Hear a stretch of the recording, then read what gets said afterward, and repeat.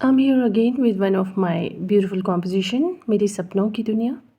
सपने हर कोई देखता है, इवन जब सपनों का मतलब भी नहीं पता होता है, हम बहुत छोटे होते हैं या जस्ट पैदा हुए होते हैं, तभी भी हमें सपने आते हैं। लेकिन कुछ सपने ऐसे होते हैं जिन्हें सोचने के बाद हम रात को चैन की गहरी नींद सो पाते हैं, क्योंकि पहले तो चीज़ों को इकट्ठा करने की टेंशन कि इतना हमें करना है अपनी लाइफ में, और प्लस बाद में उनको मेंटेन करने की टेंशन। तो इन सारी टेंशन में क्वालिटी ऑफ लाइफ कहीं खो के रह जाती है। तो मैंने भी कुछ ऐसी ही दुनिया का एक तसव्वुर किया कि क्या ऐसा हो सकता है कि हमें चीज़ों को इकट्ठा करने और फिर उन्हें मेंटेन करने की टेंशन ना हो। क्या कुछ ऐसा हो सकता है जहाँ क्वालिटी ऑफ लाइफ इतनी ज़्यादा हो कि एक सेटिस्फेक्शन रहे कि हाँ, हमने अपनी लाइफ को भरपूर जिया। Would like to narrate this composition of mind based on मेरे सपनों की दुनिया। मेरे सपनों की दुनिया कैसी हो, मेरे सपनों की दुनिया ऐसी हो। पर्वतों के बीच मेरा एक घर हो, फूलों से भरा एक उपवन हो। वहाँ न सूरज की तपिश हो, न सर्दियों की सिहरन हो। यानी हर चीज़ इतनी बैलेंस क्वांटिटी में हो कि हमें आर्टिफिशियल तरीके से चीज़ों को मेंटेन करने की या उन्हें बेयरेबल बनाने की ज़रूरत ही ना पड़े। वहाँ पंछियों का कलरव हो और झरनों की कलकल हो। रातों को जुगनुओं की टिमटिम हो और सितारों की झिलमिल हो।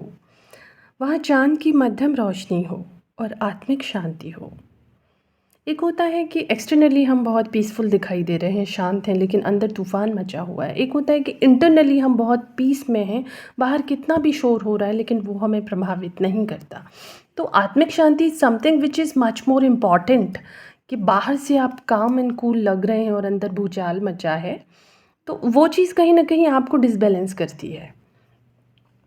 वहाँ ना आज की फ़िक्र हो ना कल की चिंता हो। 90% हमारी लाइफ जो है वो आज की फ़िक्र और कल की चिंता में गुजर जाती है। तो क्या कोई ऐसी दुनिया हो सकती है जहाँ हमें ना आज की फ़िक्र हो ना कल की चिंता हो?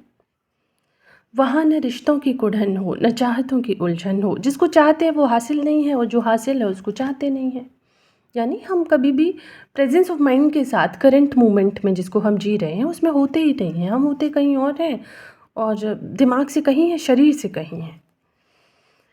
तो उस कंडीशन में क्वालिटी ऑफ लाइफ निकल के नहीं आता, जहाँ जीवन का मधुर राग हो, ओस की बूंदों का चिराग हो। यानी जो रोशनी करने वाली चीज़ें, तपिश देने वाली चीज़ें भी ठंडक पहुँचाएं, मतलब एक सुकून मन में, जीवन में, आत्मा में उतर जाए।